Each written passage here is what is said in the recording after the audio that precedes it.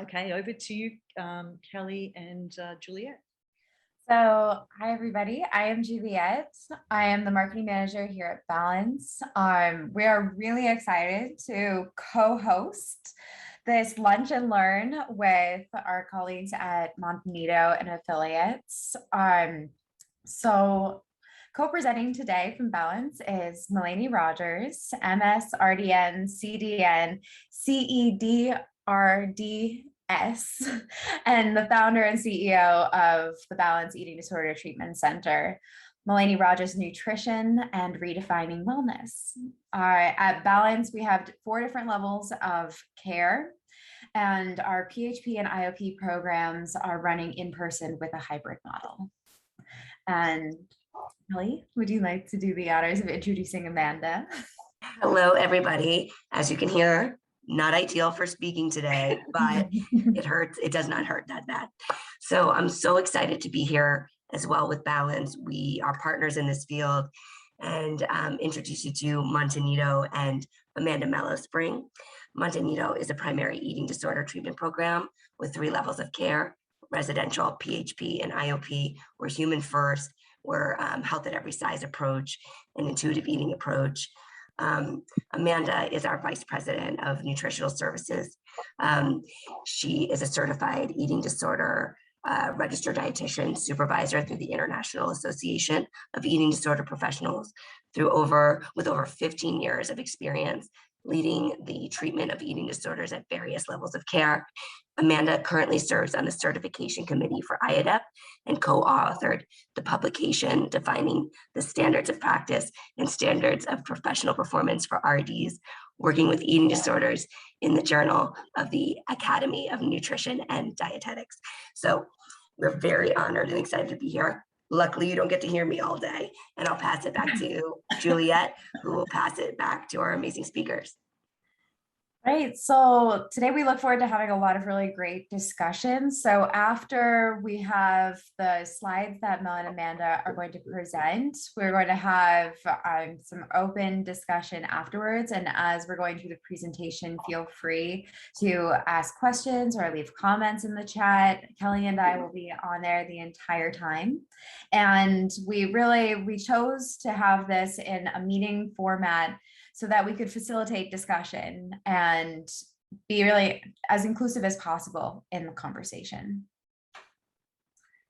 All righty, so we still have a few people rolling on. We could probably get started when both of you are ready. Mel and Amanda. I'm going to go ahead and pop the slides up if that's okay. There we go. Is everyone seeing that okay? Terrific. Terrific.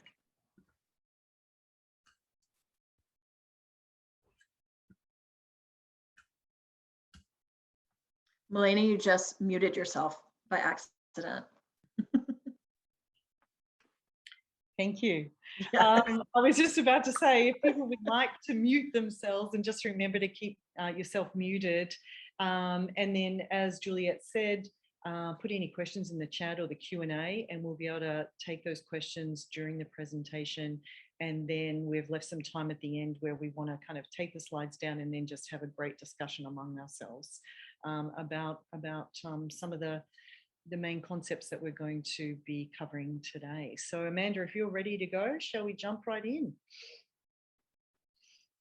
So a little bit, so honouring the path of the dietitian in the field of eating disorders, I think that was Amanda who came up with that lovely title. Amanda and I go way back. We've been in the field for a long time, a couple of decades each. And the way that this presentation came about is we were talking about, you know, we'd like to do a presentation on something. What do we feel that RDs or maybe younger RDs, what would be helpful to our next generation of RDs coming into the field to know that we learned maybe the hard way? And could we pass on some of our hard-earned, I don't know if it's wisdom, but hard-earned insights maybe to make your path and your journey maybe a little bit easier. And some things we've learned along the way. And that then kind of got into this whole discussion of where the field was when we started, where it is now, what's the same, what's different, and where do we need to go in the future. And this has opened up so much that I think actually after we present today, what we're going to be doing, if Amanda agrees, is hosting a panel next year in the first quarter where we'd like to bring in people from different paths, different to ours in the field of nutrition, so that we can hear a lot more from different people and their perspectives. Today is just what we've learned on our journey, which is just ours, but hopefully there might be some things there that are helpful to you all. Sounds okay? Anything you wanted to add there, Amanda? No, I think that's a beautiful introduction. It's you know, as Melainie has said, we got together and we wanted to do something together, and you know, we finally kind of we took a lot of ideas and honed it into to this discussion. So I'm excited to have the opportunity to do this together. Yeah, for sure. Likewise. All right. So our first, let's jump in. We've already done our intros. You know a little bit about us. So we're going to start with the history, and Amanda, you're going to kick us off here. Right? Sure.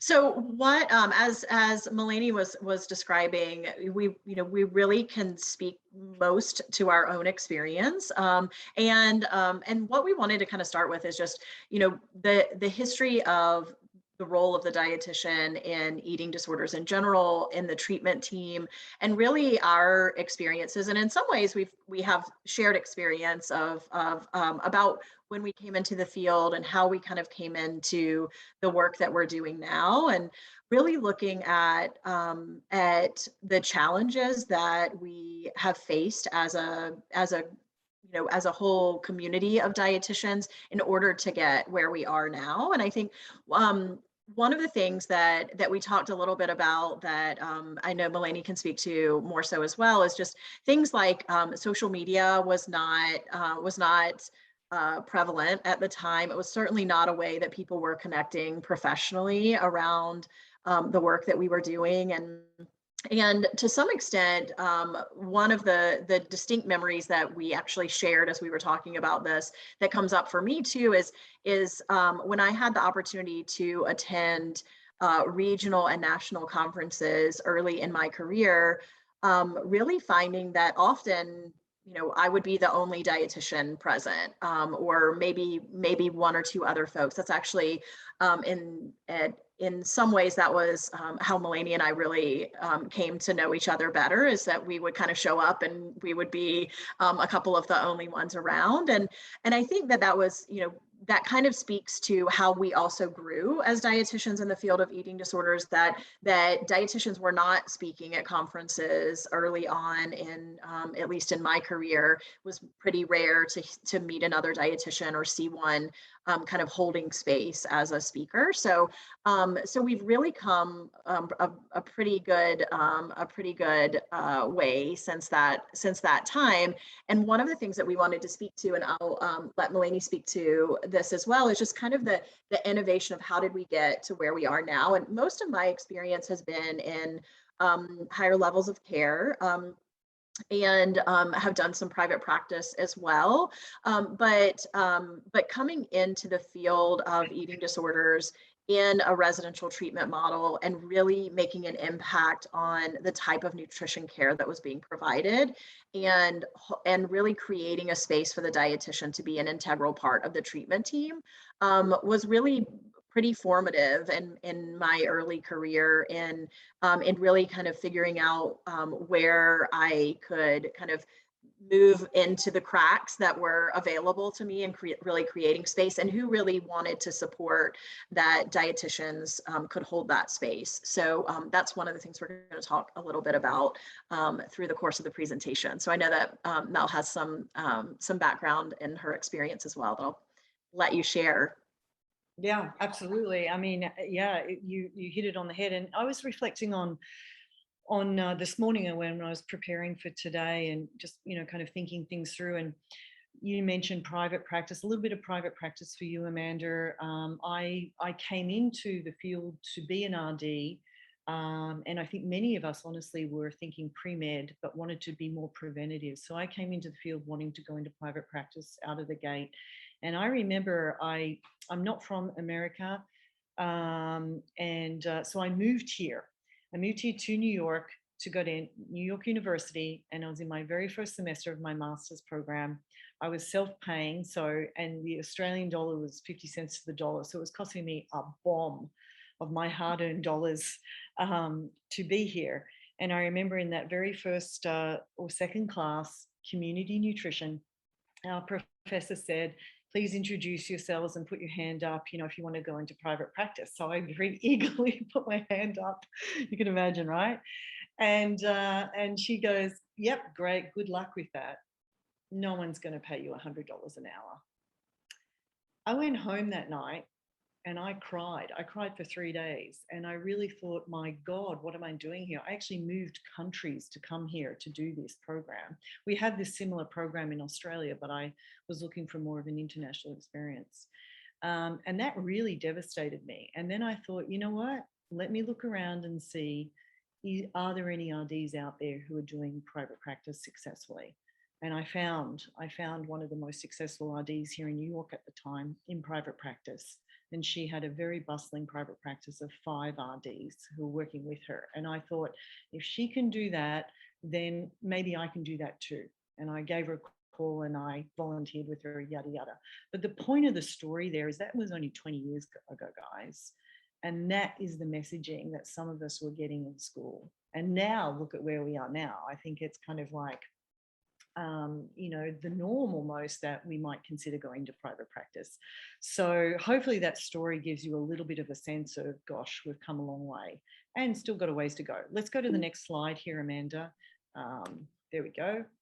Absolutely. So we wanted to, as we explore this, we also wanted to just acknowledge that not only has this been about making space for us as dietitians, but also creating an evolution of what we know as dietitians about this work with eating disorders, and also what other professions perceive about the work that we do as dietitians and our role in relation to eating disorders. And some of this is about the evolution of the field of eating disorders in general, but programming structure historically was very mental health focused. Therapists have almost always been the center of the treatment team.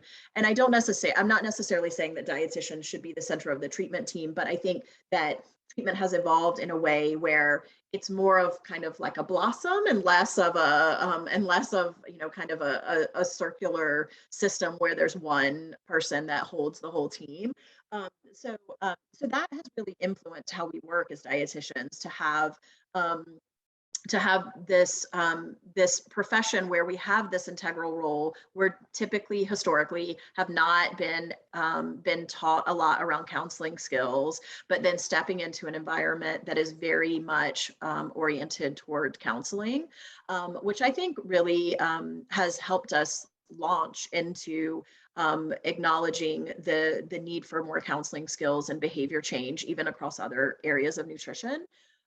But often in residential treatment program and higher levels of care, nutrition was even kind of considered an afterthought. There are a lot of historical programs where dietitians were not on the treatment team, were not full-time staff members. I know when I entered residential treatment, I worked in three different organizations where I was the first dietitian that was actually an employee of the company, where they had dietitians who worked for them, but not in that way. And I think that just speaks to, again, the evolution of where we were in the team, and then the actual nutrition work that we were doing. So, exchange programs, the exchange system. I always, some of you have heard me say before. I always say, nutrition is the most consistently inconsistent in eating disorder treatment.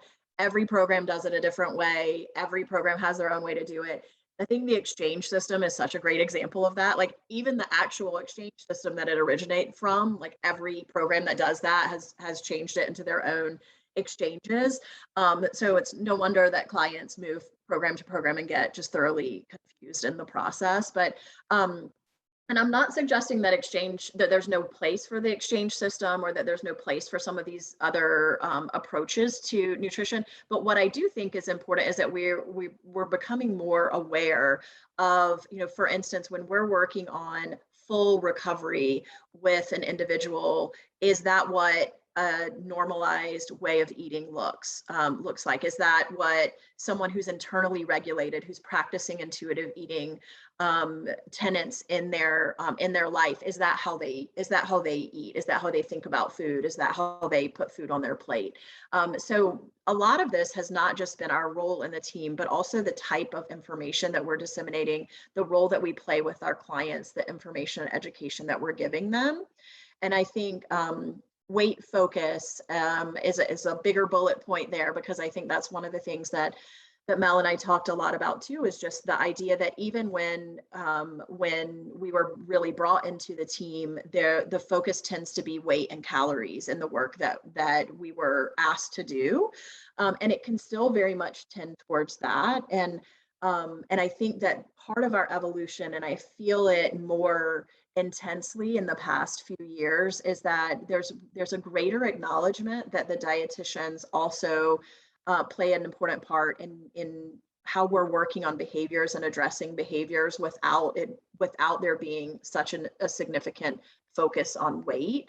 And I think that's to give some acknowledgement to our educational process. I think that we're starting to see a little bit more of that in training dietitians, that there's more focus around behavior change and counseling skills, which I think helps to kind of take the focus of weight down a few notches. So, so from a historical standpoint, where the work that we do, not only did we need to create space, but we need to continue to evolve, which we're going to talk about in relation to the information that we're bringing to the team and to our clients as well.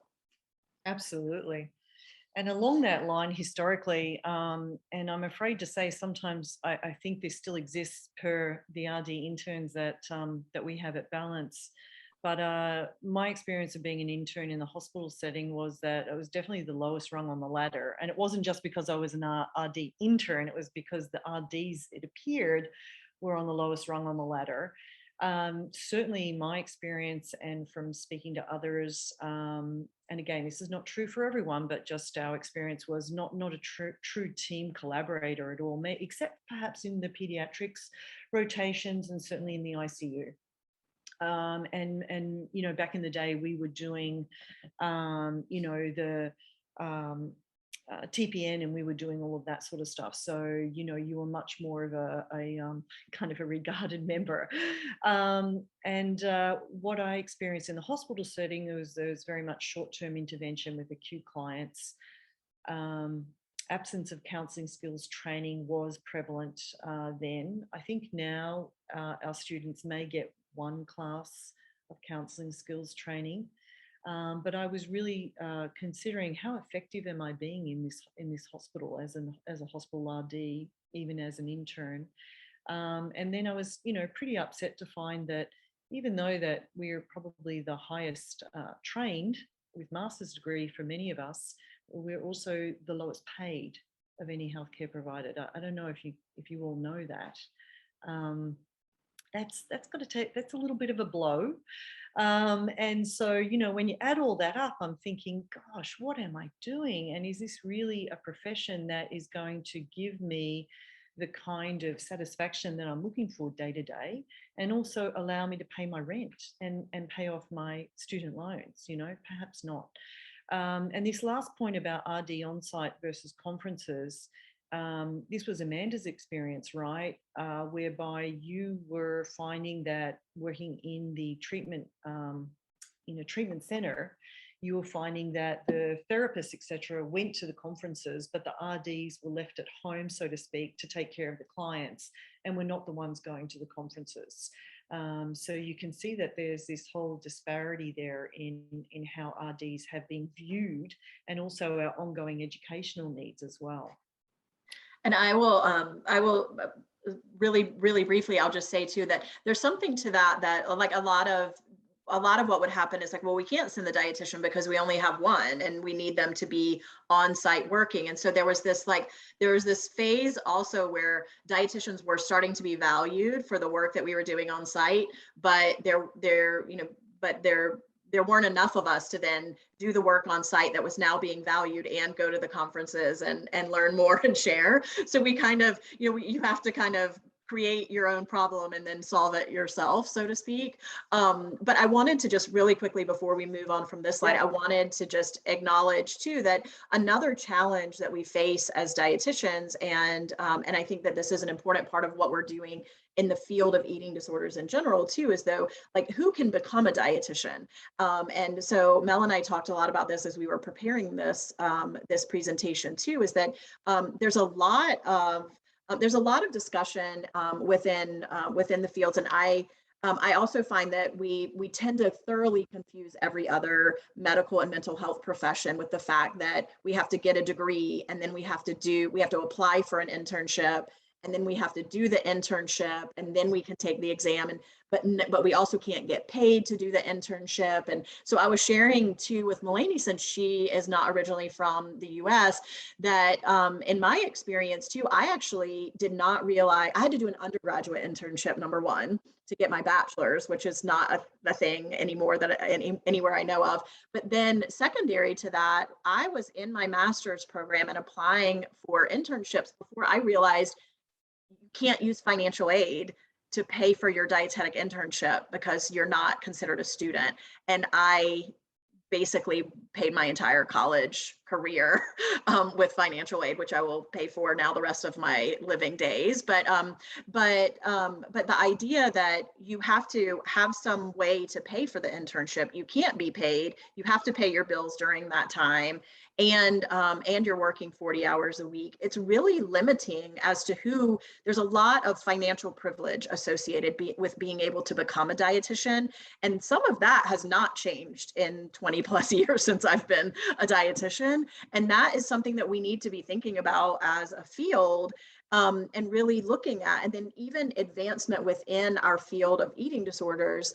For myself, people ask me sometimes, well, how did you get to where you are? And for me, it was like, whenever I had a new opportunity, I picked up and moved. So I had the privilege of having a life partner who was willing to go wherever I wanted to go and to not feel led by his career path and have to do it his way. So, and I had the opportunity and the ability to move each time that I felt like I had a new opportunity. And that, I just want to acknowledge as we talk about this too, that this influences how we work as dietitians. And one of the reasons that I think we see less diversity in our field than in other professions that work with eating disorders. So this is something that we want to talk about as we go. And to Melainie's point, in following up with a panel of folks, we want to acknowledge that these are things that impact the work that we do, whether we realize it or not in our training. So I just wanted to speak to that before we move on from it. Yeah, thanks so much for that, Amanda. And you're so right there. You're so right. So we've got some other points on that as we go along here. And so a little bit of this history piece. And so I think what we're acknowledging, or at least if I may share this, it really peeved me 20 years ago when I knew I wanted to be a nutritionist in private practice was my ultimate goal, so very clinically oriented, that I had to also spend all of this time and money doing the food service stuff. And on the RD exam, I had to, memorize the size of the can, a size 12 can. I still remember. And then, how wide is the aisle between the kitchen, sink and the island, or whatever it was. And I remember being really annoyed that I had to know that and learn that. And guess what? We still do. So as we'll talk today about the expansiveness, I think, of what RDs can be doing and how much breadth we have for fabulous career paths out there in the world. I would like to plant a seed that if any of you are motivated to work within our association through the the Academy of Nutrition and Dietetics, time to change that. We've certainly, tried to in our own small ways, and it's a little bit of a sharp, steep mountain to climb, and not moving very much. So we certainly would like to plant a seed to encourage you guys to take that on, because it's about time. It's about time that those were two different areas to study. So what therefore has happened is we don't get the counselling skills that I think many of us would like to have, especially if we think we're going more into counselling mode. And certainly we also don't have the room to be getting educated around eating disorders, for example. It's still an optional course at many places if it's offered at all. And we don't get the benefit of a lot of the history of what is actually known out there already from the research. For example, health at every size, intuitive eating now. And then this classic study, the Minnesota starvation study from the 1940s. Which we refer to a lot in the ED field, as you probably know. But what I've put up here is, why aren't we learning about this, and learning about this in relation to our education is very much about, no matter what medical complication you have, weight loss will fix it. Sorry if that's a little bit stark, but I think that's the reality. You have a toothache, I think you should lose weight. I'm being facetious now, but you get my drift. And then you look at this and you realize that this study was done back in the 40s.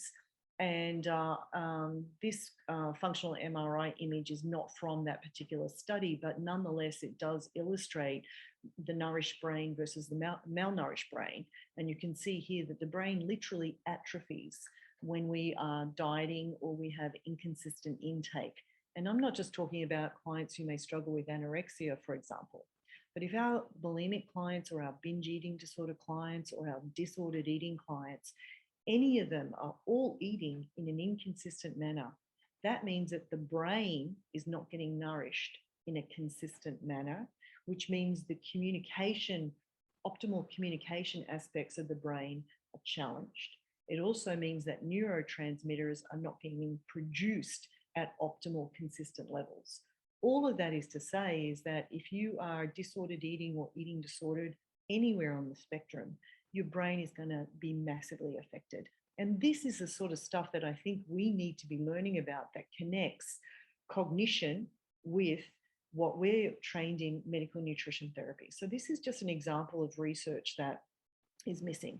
We also know, as you know, as a reminder, that without an eating disorder, just from malnutrition or inadequate intake that came out of that study, it was reported increases in anxiety, depression, rigidity with thoughts, obsessive thoughts, and rumination. And a lot of rumination about food and calories and cooking and such like that. And yet we're not trained on this. Some of you know about the Minnesota starvation study through the ED class that I teach at NYU, because we certainly put it out there. And I know other colleagues who are teaching ED classes at universities, we definitely put it in there. But I'd love to hear from you if you do get this in your general education. I doubt it. Now, this is important, though, again, about some historical knowledge that we're not necessarily getting trained on, and how it therefore affects our work. And then let's go to the next slide and see about how that then affects what our clients are doing. So this is a great litmus test question that I use a lot with our clients. And I ask them, how much of your day do you spend thinking about food, calories, body image? And this is based upon a really nice piece of research. And you can find this actually on the NEDA website. They cite this study. And it was found that for our anorexic clients, they can be thinking and obsessing about food more than 100% of the day. And you can ask the question, there's only 24 hours in the day. How is that possible? Because they're dreaming about food. That's pretty significant, right? And when I share this with my clients, I ask them to put up their hand, 50% of the day, 60%, 80%, they get it. They totally get it. Bulimia, binge eating disorder, is somewhere around 80%. DE, meaning disordered eating. This is just my hypotheses there, probably about 50%. And non-ED, you'll be interested to know, is about 15% of the day. Like, wow. So again, what I'm trying to connect here is we've got this research from the Minnesota starvation study as one example, hasn't really been brought forth to be a significant part of our education. And now we're learning a lot about, through the anti-diet movement, there's a lot of research there around the harm that weight loss is doing. So let's bring that research forward, and we can see how applicable it is to what we're doing present day, and particularly with our ED clients, as you see here. So going over to you, to the now, Amanda.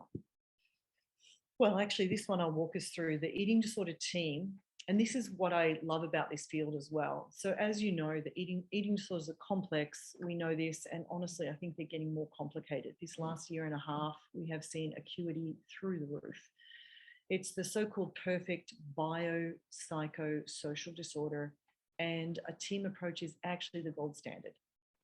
That's of great relief to me, because after all of our training and all of our expertise, and honestly, pretty smart people out there. I mean, I'm yet to meet a dietitian who didn't impress me with being super smart.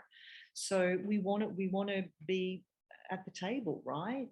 So we are on the eating disorder team. We are part of the essential crew. And as you know, the crew is usually made of a therapist, an RD, medical doctor, and psychiatrist at a minimum. So we're part of that essential team. Now, the way I see this team foundation, and any of you who may have been in my NYU class will recognize this slide, but I see our medical docs, essential work around medical stability, that lab work, heart, the whole deal. And then I see our psychiatrists really holding that psych stability, you know, with suicidality, etc., mood disorder. So really important work there with the stabilization.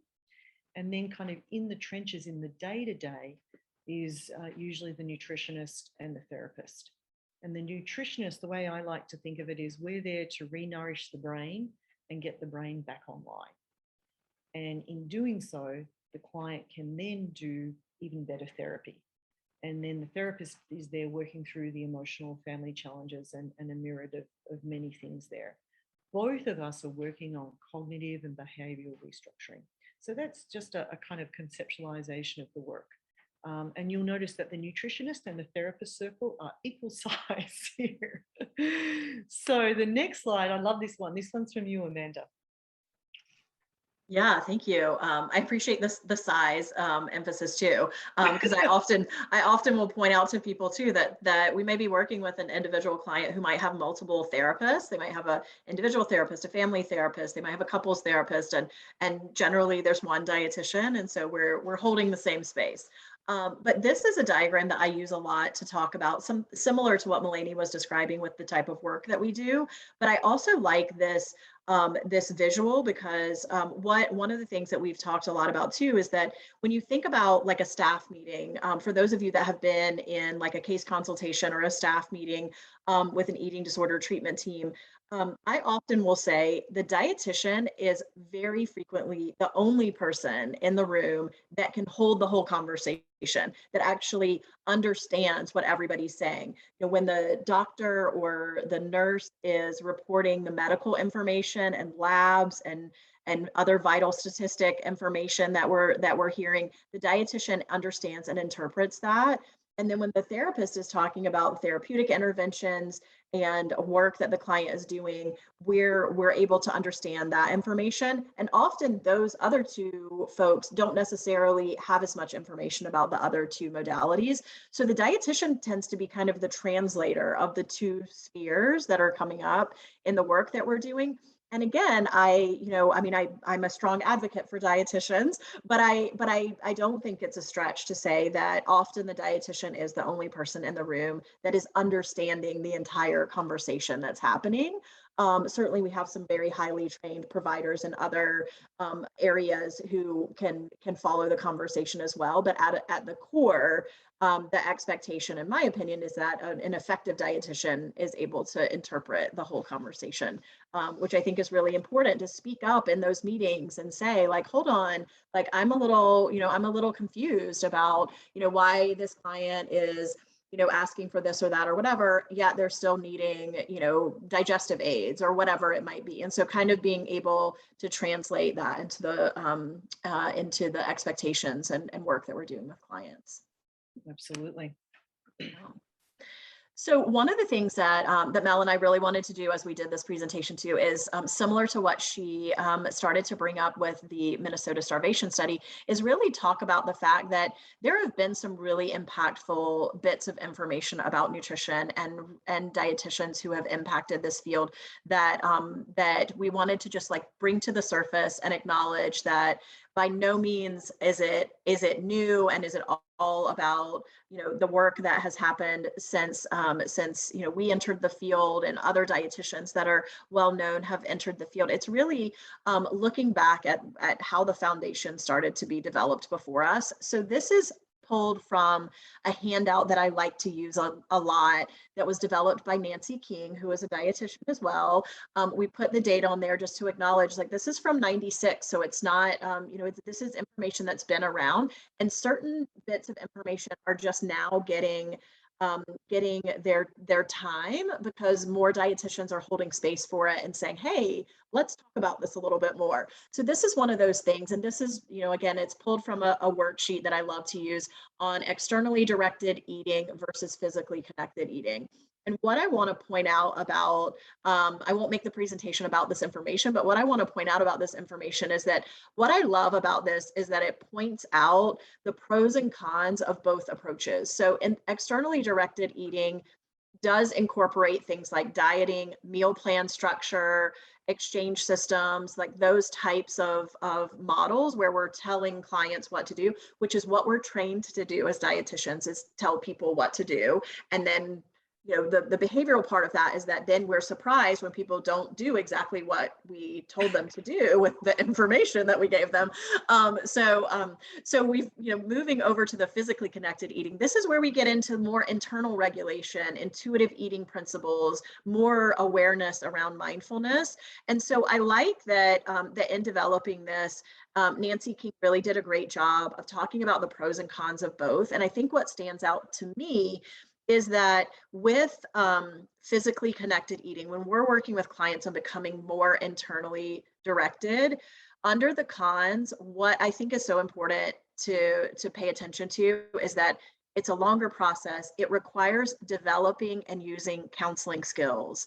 And the client may be unsure of the approach, so it requires confidence and reassurance from the provider.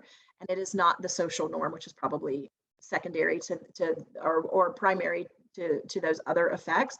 But this is exactly the work that we're trying to do in the field of eating disorders now. We have to be effective. We have to be confident. We have to know how to use counseling skills, because it is so much easier to give someone a meal plan and tell them what to do, and then to be surprised when they don't do it. But that's how we've been trained, and so when folks can go online and they can have someone put a meal plan together for them, that's this externally directed eating stuff. So what we're being asked to do and what we're needing to do is higher level behavior change work. So anyways, this is a great worksheet for groups and whatnot as well. It's much more in depth than this. So there's a lot of great information there. And this is a visual that I also love to use quite a bit. So my apologies to those of you that may have heard me speak on different things, and I use this almost every time. But this is another nod to Karen Kratina, who is an excellent dietitian who developed, she actually has a kind of a worksheet scenario around body image. So yes, a dietitian created this great workbook and worksheets around body image. And then Molly Kellogg, another great dietitian who's also an LCSW, then created this kind of visual worksheet out of it.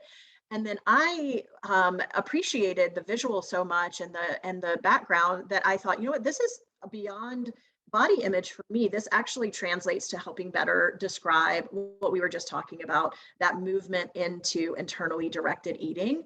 So my short version of this for you all, and giving a nod to both Karen and Molly in their work with this, is that the idea of the fact that we're working with folks who are coming in on this left arm of the Y. They're wanting to get to this right arm of the Y. Some of them are terrified of it as well.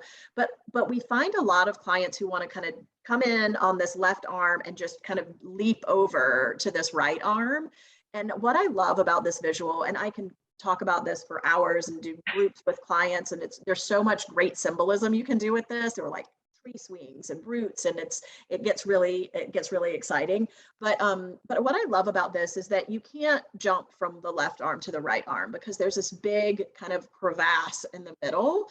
And really what the work that we're trying to help clients do is really dropping in to the hard work, the mindfulness work. And this is another thing that I think we hear in the world. People talk about mindfulness. It seems kind of like very cliche, like the world knows about mindfulness, and we think of, kind of meditation and whatnot. And I always tell clients, like, that's not what I'm talking about. I'm talking about hard work. And mindful eating is hard. To really pay attention in a world that is so distracting is really hard work. And so the work we're trying to do with our clients is really getting into that, really dropping into that work, and then building this bridge to that internal regulation. And it's never really leaving one behind. But again, as a nod to dietitians that have really created this foundation for us to launch from, that we're looking at in new ways over the past couple years, decades or so. Absolutely. And to that point as well, we want to give a nod to Ellen Satter and the work that she's done as well. I'm not going to read this definition to you. Most of you have probably read it before, maybe a good hundreds of times. But really just acknowledging too that this is work that has informed most of us that are together today in the work that we're trying to do with our clients. I love to talk about this with clients, because I think that if you really piece it apart, it kind of rattles a nerve here or there. And I always tell clients, like, whatever nerve is rattled right now, like, that's your work. And then we go back and read it, weeks or months later, like, oh, a different line is upsetting now. Like, let's look at that. And I think that's what recovery is like for folks. But just to really acknowledge that when we're talking about normalizing this experience for clients, like, this is not a new concept. And the way that we're trying to do it now is really kind of paying homage to work that has been done before, and the light wasn't really shown on it. And we certainly see that too with the work that Evelyn Tribbley and Elise Raish have done with intuitive eating. And a lot of people consider that to be very new and kind of, it's kind of this new approach, and it feels there's a lot more about it in social media, et cetera. But the book, the original book, came out quite a while ago. So again, it's about us, all of us on this call, really kind of coming together and shining a light on work that has been done. So we have more to share with you throughout the presentation on that. So social movements and trends, right? So that was a little bit about kind of the, like a little bit of the history. And as we said, giving homage to RDs who've done some great work prior, and just how helpful that work is present day, even though it might have been developed 20 years ago and we didn't know about it. And now we're kind of, it's resurfacing like intuitive eating. Social movements and trends. So yes, the O word is here, but I think you can appreciate why I've included it, because, when I was going into the field, that's all we heard about. And we believed the research we were being presented about this so-called obesity epidemic. And now there's a lot of backlash, and we're really challenging the research, and we're challenging this conflation of it's not really cause and effect. And so much our weight has been used historically as a proxy to determine health, when in fact it's just one data point. And I think we're learning more and more about possibly how insignificant it is as a data point. So this anti-diet movement, and I want to give a nod out to Christy Harrison and Lindo Bacon, Health at Every Size, you know, some of of these amazing people who are really thinking about and challenging and looking at the research and finding that the research that we were trained on is really wanting. Which I think I know a lot of my students, when we talk about this, leads to a lot of outrage, actually. And so what I want to say to, you know, the younger generation of RDs is, you know, there's possibly a lot of unlearning that you're needing to do and relearning. And we're paid a lot of money to these universities to educate us according to what supposedly is the latest research. So I'm hoping that we can really use that frustration and that anger and that disappointment and all that emotional energy to make some significant changes, to go back to the Academy of Dietetics and Nutrition and say, hey, you know, we need to shake things up here. So that's kind of a little bit of a call to arms there. As you may know, weight stigma acknowledgement I'm really thrilled to see this coming about. When I came here to the States, I deliberately chose to come to New York because I wanted to be close to the research. I'm from Australia originally, and although we got a lot of good things going on in Australia, we are relatively a small country, population of about 25 mil, 30 mil, in a land mass the same size as America, USA. We don't have the resources that are prevalent here. So I came here because I, like a geek, like a good RD student, I wanted to be close to the research, and there is an obesity research center here in New York, one of only 5 in the country at the time. I know we have a different take on obesity now, but at the time it was like, okay, that's where I should go. What I was amazed at is when I interned at that center, they were actually treating binge eating disorder. This is before we had a diagnostic code for it, and they had a multidisciplinary team where they had a nutritionist, they had a psychologist, they had an MD, they had a psychiatrist, and they had a sports physiologist, and it blew my mind. So they had the whole multidisciplinary team approach to treating binge eating disorder. That's actually how I got into the field. And at that time, what I was noticing is I was starting to go to conferences for eating disorders because I knew that's where I wanted to go. And when I would go to the conferences, it would all be about anorexia and bulimia. And I was like, where's the binge eating disorder? And then because I was a part of the Obesity Research Center, I was going to the obesity and metabolic conferences. And they were talking about obesity and metabolic concerns, et cetera, et cetera. And I was like, this is crazy. Like, why aren't these people talking together? And also, why is no one at the eating disorder conferences talking about binge eating disorder or clients who might be struggling with higher weight or atypical anorexia, which we didn't know about then either. So when I came into the field, I had been working with a lot of clients around this shame and this component around the weight stigma.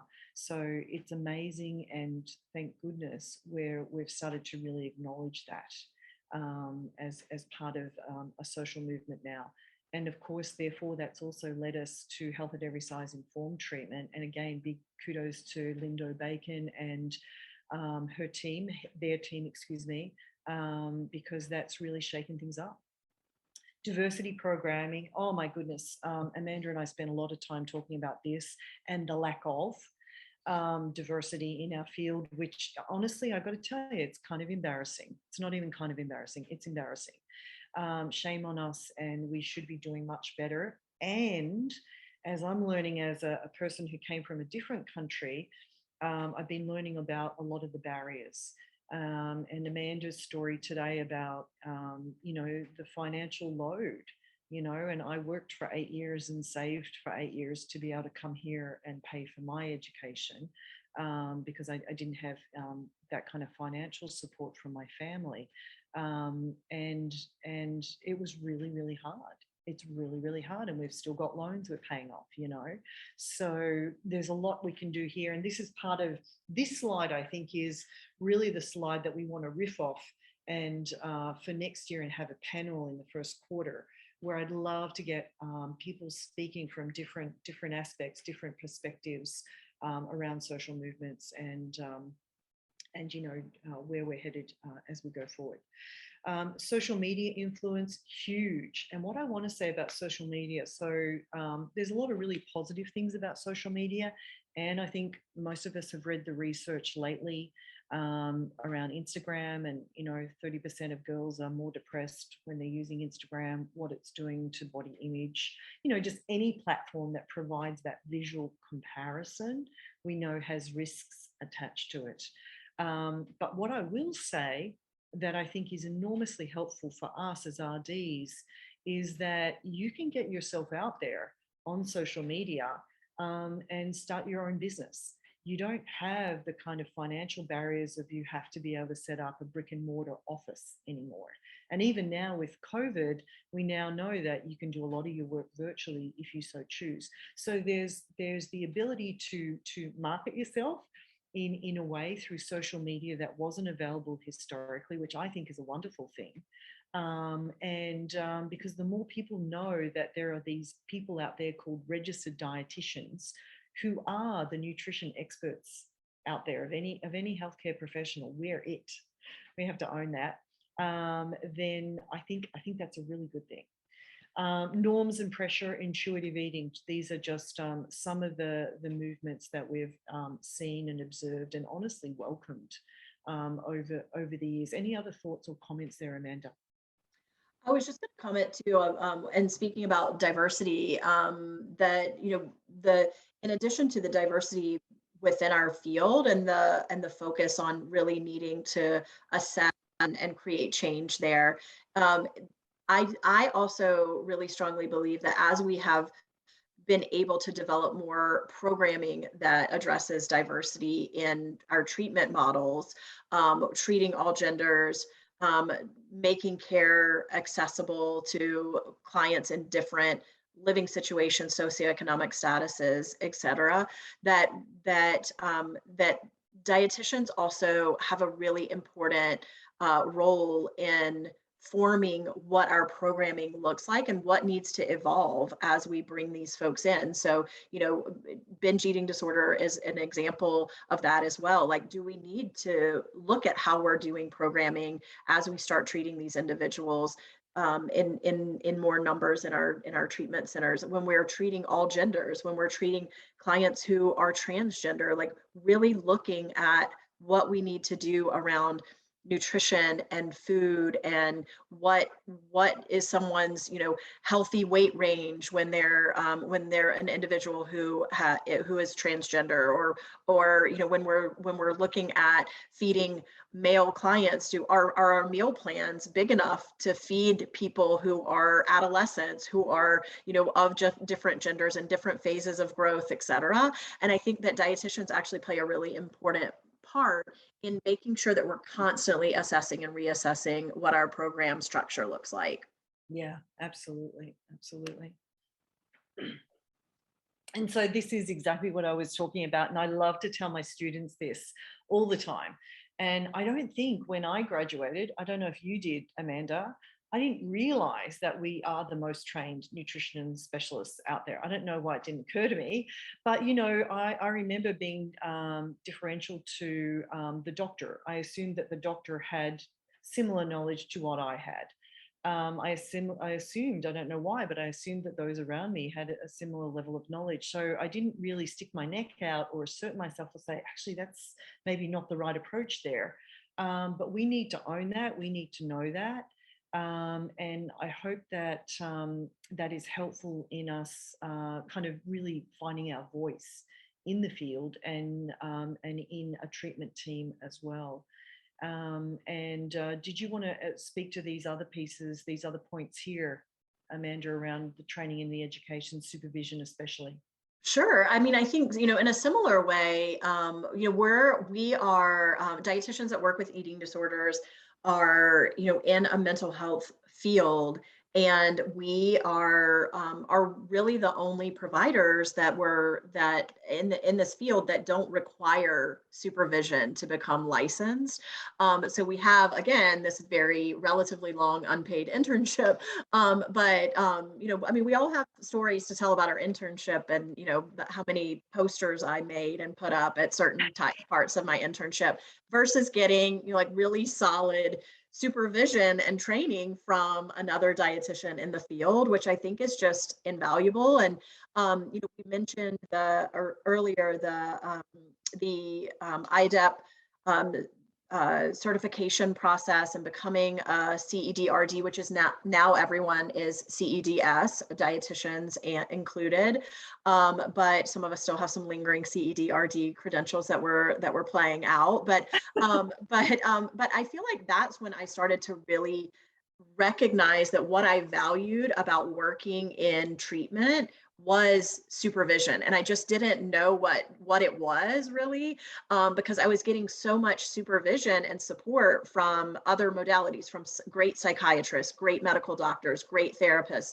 and I didn't realize that those folks get that before they get licensed, and ongoing in their careers. And so I am really involved in the IADEP supervision process because I feel like it's such an unknown kind of gold mine for dietitians to start to recognize what supervision looks like. And the number of dietitians that I've worked with to do supervision who have gotten certified and then choose to still do supervision because they value it is that's something that I think we need to talk more about in our field, is using one another. There are more of us than there ever have been in this field. So there's so much value, there's so much to learn, and connecting with other dietitians consistently you just never stop learning. So I think that's an important part of all of these final points. The continuing education and leadership and mentorship is really just valuing coming together, especially for those of you who are in private practice or outpatient practices. It's pretty isolating, and I have found consistently in my career that I have grown the most by working collaboratively with other people in a really intimate way. So for what it's worth, I think supervision is something that our profession really I think it's something that we miss out on because we don't require it. Absolutely. And I totally agree there. And the other point I wanted to make, Amanda, you referenced this earlier. 20 years ago, RDs were not presenting at conferences, right? And now it's so exciting to see so many RDs presenting at so many different conferences. And I want to give a shout out to Jessica Setnick, who started IFED, which is the International Federation of Eating Disorder Dietitians, because what Jess did, she actually was my mentor. So again, if I may, for a second here around training and education. So when I went through school 20 years ago, no ED training at all. And then I'm working with binge eating disorder clients at the Obesity Research Center. And so I'm learning everything on the job. And so then I'm paying for myself to go to these ED conferences to learn, and realize through doing training with Jess. Jess used to travel around the country doing these 2 or 3 day workshops, with Molly Kellogg. So big shout out to Molly as well. And so that's when I got my initial training in ED, is through Jess Setnick. And then it was Jess who was like, you got to get supervision. And I was like, dear Lord, we could be harming our clients and not knowing. So a group of us from one particular workshop went and asked a therapist that we really loved and adored if she would supervise the group of us. So there were 5 of us. It made it more cost effective and it was more collaborative. So that was one approach that we did there. But the continuing education piece, to learn from other RDs at the conferences, what Jess started doing on IFED is she started to take the proposal deadlines from all the different conferences, the big 5 nationally, annually, and would put them on IFED, because I was always crazed and would always miss the proposal deadline, and so doing that, I think, really helped a lot of RDs be like, oh, I'm going to apply. And I think really that was a really significant contribution to RDs putting in proposals, getting accepted, gaining more confidence, realizing, hey, I think I might have something that I could add of value here as well. So just wanted to give a shout out there. If it's all right, we'll go to the next slide. This is your slide, Amanda. This is some powerful stuff here.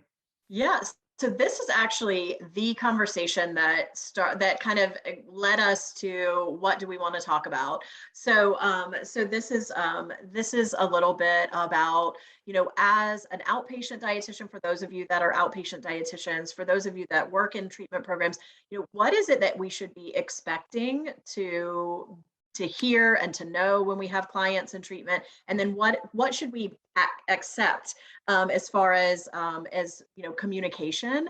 And this is important to me because as a provider who's worked in outpatient, has worked private practice, who's worked in different levels of care, one of the things that that is really important to the success of the client is for the treatment team to recognize that outpatient providers often know the client better than we will know them in residential treatment. We will know them in a different way because we basically kind of live together. But but when a client has been working with an outpatient provider for 2 years, 3 years, 5 years, 10 years, that provider has so much information to share about this client's experience in the world and in their life outside of treatment. And that collaboration between providers is so important. And for that outpatient provider to be held as the person that's going to catch this client when they come back out into the world. And so we want them to be informed about the work that they're doing. So I always, you know, so the kind of questions that we put here are, you know, what to ask, what you know, what you need to know. And again, it's, you know, everybody is working harder in recreating the wheel if we're not talking to each other. And occasionally, because I'm a dietitian, I'll say this, but occasionally, sometimes we accidentally work against each other and we're like, well, I'm the dietitian now and I'm going to do this. It's like, well, actually we can come together and we can recognize that we have something to really share with one another. We can really hold the client in the center of their treatment and do the best thing for them. So my experience with this client may be a little bit different because I'm in a different form and in a different structure with them. But also it might not be as genuine as the experience that another dietitian is having with them. So making sure that we're collaborating and that we're informing one another and including one another in the process. I think is such an important aspect of the work of what we need to be doing as a field and also what we need to be doing to benefit our clients. And then the last point I'll make about that comes to mind too is that it's also, I think it's also important. I always say dietitians are responsible for understanding all of that consistent inconsistency I was talking about. As a dietitian, it's your responsibility to know the exchange system from X program, and then the exchange system from Y program, and then the exchange system from Z program, because they're all different. And then to understand what we're doing with meal planning at Montevideo and affiliates, which is different than that. And then what they're doing at this other program where they do portions, and then plate models. And it's when you have a client come back to you in your private practice, you're responsible for understanding and knowing, and rather than getting clients to do what we do, doing what works for them. And I think that that ability for dietitians to agree that we're working for the same goal, even if we go about it in different ways, is also an evolution, because we made a lot of progress, and some of us got really dedicated to our way of doing it. And I think that happens especially for folks who have worked in treatment. They're like, well, this is the way that I was trained, and I'm attached. And that I think that's great in many ways, but I think it's so important that we recognize we're all trying to do the same thing, and there are different things that resonate with different clients. And so if we can better understand, one another in that way, I think that we make more progress for the client. Totally agree with that. Absolutely. And, just one thing I wanted to say here is, about valuing the RD. And, sometimes guys, when you are slighted, you can use that to your advantage in the sense of like, it motivates you to make change. And when I was a young RD in private practice, and I was working with all ED clients, and unfortunately had to send a number of clients to higher levels of care. And again, 15, 20 years ago, I was the RD. No one was calling me and asking me about the client. They were only calling the therapist, even if the client didn't have a therapist by that stage and I was the only person on the team. So I would send clients, I wouldn't hear anything. No one would contact me or think it was helpful to ask me about my last year with the client, and then send the client back to me with no discharge plan. It was outrageous. I hope that's not a present day problem. But what happened after that went on for a little while, and in your first couple of years, you're just so hard at it, learning everything you can and focusing on your clients. And then after a few more years, you can kind of take a breath and look around a little bit more and assess the field. You start to assess the field, and that's when I realized this is not good. This is not appropriate care. I don't care what you think about RDs. Like, this is just not the gold standard. Someone needs to do something about this. So I rallied with some of our professionals here in New York, and I was like, someone needs to do something. And what ended up happening is, as a result of that, I opened Balance because I felt that the clients deserve better care. So I don't know whether that was a good idea, but nonetheless, here I am 12 years later owning a treatment center. But again, I'm just letting you know that, obviously we all know that life's not going to be seamless, but there are those moments where, if you really feel very strongly about something, it can be a really great leverage point where you then decide that, hey, well, I'm going to improve this and this is what I'm going to do, as opposed to, just kind of saying, oh, well. So let's go on to the next one. And this is exciting to think about. I'm always so excited to talk to my students and our RD interns about this, because I'm thrilled to say, unlike my professor from, I shouldn't say the name of the university, I've already said it, but that university 20 years ago, you can absolutely go into private practice. And I'm thrilled at the number of interns that we've had work with us over the years who are now in private practice and now have a couple of other RDs working with them, under them. So they've got all these wonderful group private practices that are mushrooming around. It's fantastic. And it also tells you there is so much work to go around. So much work to go around, and we love to refer out.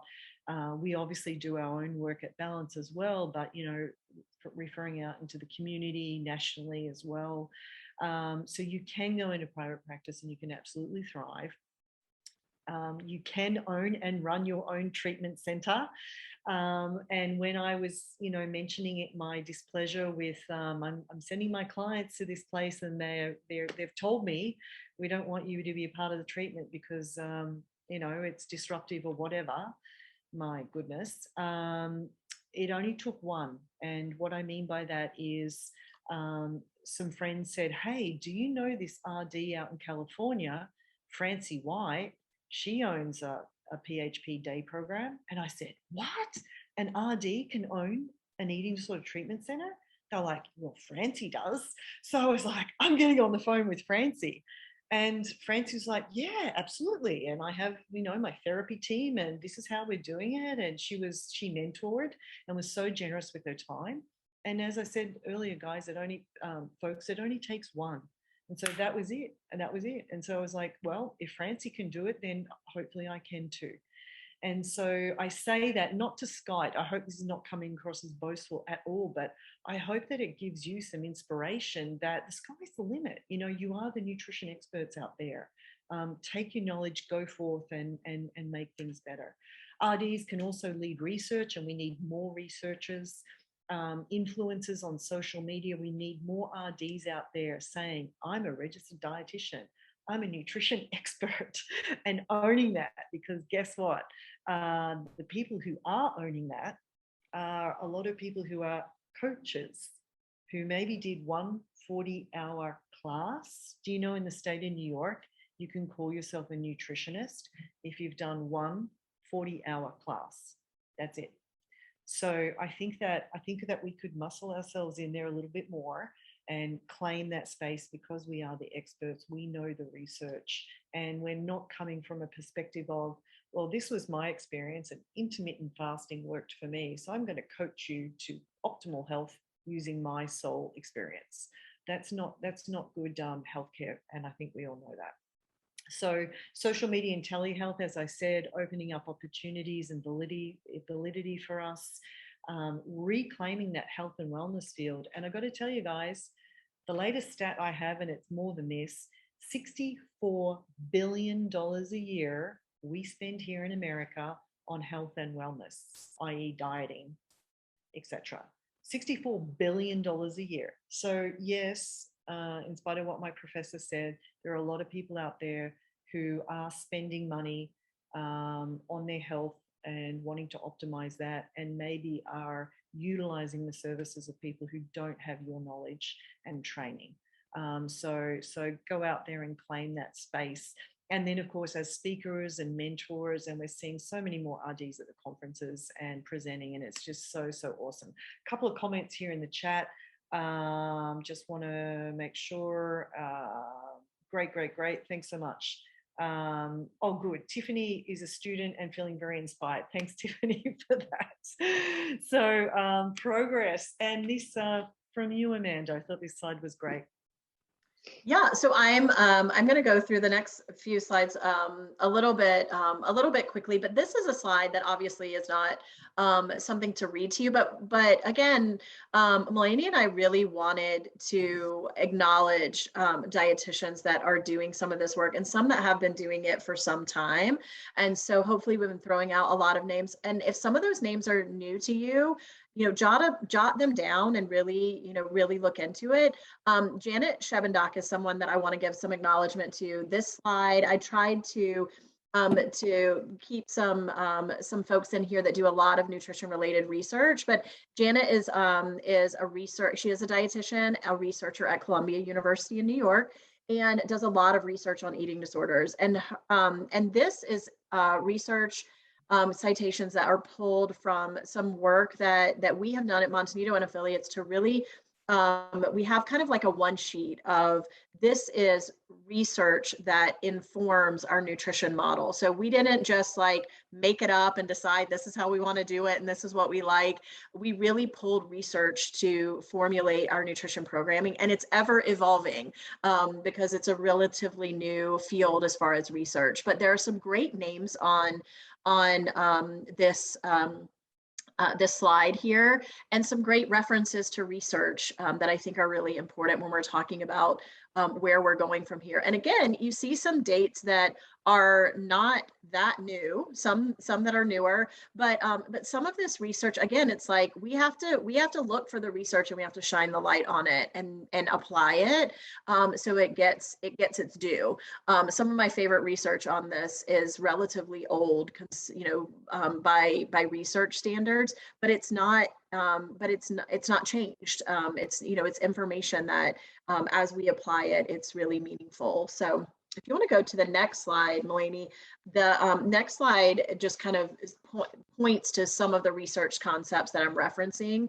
So looking at things like, what are we doing, especially as dietitians, beyond weight restoration or weight gain? What are we doing with clients? So things that are on that research document are things like working on Q exposure with clients, working on the inclusion of high density food. There's some great research references on that slide that talk about the fact that that the inclusion of high density foods is a major factor in the stability of long-term recovery for anorexia nervosa in particular.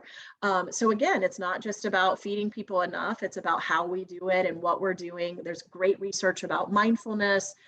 There's great research about repeated exposure therapy, which again goes back to some of that Q exposure and high density food. Lots of research around movement, or I should say newer research coming out around the relationship of eating disorders and movement. And then the other thing that I think is really important that kind of cues to the next slide is expected body weight, individualized weight goals versus standardized information like BMI, IBW, that kind of thing. So At Montanito and affiliates, for anyone under the age of 20, we use expected body weight, which includes the growth chart. For anyone over the age of 20, we just came up with our own thing, basically. We call it individualized IBW. So IIBW, which is a nod to the fact that standardized information has some information for us, but it doesn't include any of that individualized information. So sometimes you just got to launch and do it the way that that it needs to be done, and that's what we decided to do. So there we go. I'll write a paper on it, so maybe it will be used more widely. But the reason I wanted to include the growth chart is, and I will keep myself from going into a tangent on it, because I love a good growth chart. It's like my total nerd out thing. But what I will say is I am consistently shocked at how many dietitians and medical doctors I need to explain how to use a growth chart and how to read it, and that everyone is not supposed to be at the 50th percentile, or that lower is not better. The fact that we look at growth charts and look at what is normal for an individual person, if I'm working with someone who is 60 years old, if I saw their growth chart, I would still have more information than if I didn't see their growth chart. There's so much information here that what we find is that when you follow someone's normal growth trajectory, their height can repair and they can pick back up. So don't adjust it and say, oh, well, they stopped, they had height stunting and therefore they shouldn't weigh as much as they would have weighed. What we have found with our adolescents is you feed someone enough, they grow again. It's like a miraculous thing that our body does. So I just, these are the things that are not new, but we have to shine the light on them and use them in more effective ways. So I totally agree. Love that. Yeah. A call to action. I'll take it from here. So advocacy. Oh my goodness. There's a lot of great things that are happening. For example, through the EDC, the Eating Disorders Coalition, and current policy efforts, the Nutrition Care Act, the SERVE Act, Improving Mental Health and Wellness in Schools Act. So if advocacy is something that inspires you, there are these different policy efforts out there that you can certainly get involved in. And what I want to do, Amanda, if it's okay, I want to cut to the next slide around advocacy. I will say this about advocacy, and I will say this about how to create change in I think, a positive way. And so I will say, I think many people know this poem from Roosevelt. It's not the critic who counts. The credit belongs to the person who's actually in the arena. What I want to say here about advocacy that I've noticed in our field that has distressed me is that there is a tendency towards call-out culture and a tendency for keyboard warriors, where there can be a lot of kind of comments made, stinging comments actually, to people and criticizing each other, especially people who are trying to trailblaze and forge and improve the field without good research, and also without coming it from a place of offering a solution. So I think that I don't know that I'm saying this as simply as I would like to say. As a field, we have a long way to go. As a field, we've come a long way, but man, have we got a lot of work to do. And I think that the only way we're able to do that work is if we join together respectfully and support each other respectfully, and bring solution-oriented suggestions to the table, rather than it's way too easy to just sit back and say, here's two white chicks again. Where's the diversity here? And yes, we are two white chicks, and we wish it was more diverse. This is a conversation Amanda and I decided that we wanted to have, and our panel next year is a byproduct of that. We want to hear more diversity. This is just our experience. We want to hear from more people. But so what I'm saying is, it's all too easy to just shoot out a criticism. Please come to the table with some suggestions of how to improve. And most importantly, if we're going to criticize others, make sure you're walking the talk yourself.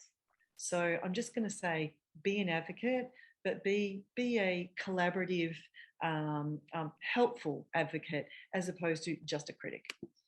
So supporting the field, future RDs, and us as a field. And this is really about, are we doing a good enough job of passing on learned knowledge to the future generation of RDs? That's what I know Amanda and I are passionate about. I know that, you know, our mentors, Jeff Setniks of the world, Sondra Cronfield, who's out here in New York, you know, we have the wonderful Anita Johnstons, and of course, Carolyn Costin and Francie White. For me, those are the people I've looked up to and learned a lot from. And I remember Carolyn saying to me one day at a conference, you know, Mel, myself and my group, my generation, you know, in the next few years, we're gonna want to pass the torch on to you and your generation. And I was like, excuse the expression, holy shit. But I don't think we have the knowledge that you have yet, you know. But that's really what happens in a career. And now Amanda and I, 10 years along, are reflecting on our 20-year careers and thinking of the next generation and wanting to help the next generation acquire the knowledge and have opportunities so that you continue to improve the field, and we can eventually pass the torch on to you. I think as RDs, what I like to think about is, yes, individually as RDs, what are we doing? And then I think, for me anyway, it's incredibly valuable to think of us as a field and how we can join together and further improve our field and ask for higher wages and all of those different things that are really important. So persistence and characteristics of being in the field, we definitely know that we need more clinical and research knowledge. So we really want to encourage people to also go into research. And as I mentioned earlier, you know, really claiming the health and wellness field, like go out there, people, do your thing, use social media to the advantage, and let the average consumer know that, hey, there are registered dietitians out there and they're the experts. So did you want to lead us through this one, Amanda? This is our last slide before we then take a couple of questions. My goodness, we've been talking for a while. Sure. Well, I think you know, to Melainie's point, it's really when we talk about advancing in the field, we have an opportunity. I think we were talking about this the other day, and the field is still relatively young when you think about it in the big picture, and we have an opportunity to step in and in a way to really influence the evolution of the field of eating disorder treatment, and to still influence our field as dietitians in greater ways as well.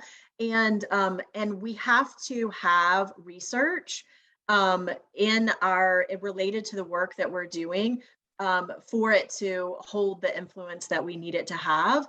And I know many of us went into this field to work with clients and to be one-on-one with individual people. But for folks who have the research bug, for folks who can influence future dietitians who are interested in research, there's so much that we still need to know more about. And there's so much that we know that we need to see proven in research. We know it clinically, but we don't have the research to say, this is why we do what we're doing. And it doesn't really work to say, we just know because we've been doing it this way for years and this is what works. But that kind of research versus clinical knowledge challenge that we have, we've got to get some pen to paper and do some research. So everything from what Melainie was talking about earlier with the malnourished brain and how the brain is affected by nutrition, the gut-brain axis and gut health in general. There's a lot of great stuff about that, and there's a lot of great presenters that talk about it, and we need more research to speak to it as well. How supplementation is used, and how that influences recovery, even just defining recovery versus recovered. Like when we do research and we talk about recovery, we have to have a definition for that to be able to do research on it. So if we are all determining that recovery means something different, which may be clinically applicable from a research format, we have to have a definition of what recovered or recovery means when we're researching it. So, so go out and do good things. So Absolutely. clinically, research wise, be good to each other, all the things. So, so we really appreciate all of you being here. It's really exciting to hear the passion that folks have in the field now. And, you know, by no means are we trying to be like, we're like the old ladies coming in to influence you, but it's just really exciting to see that the things that folks are doing have, you know, a lot of it has been around for a long time, and we're really, we have the stage. So it's exciting. It's an exciting time. It is indeed. Thanks, Amanda.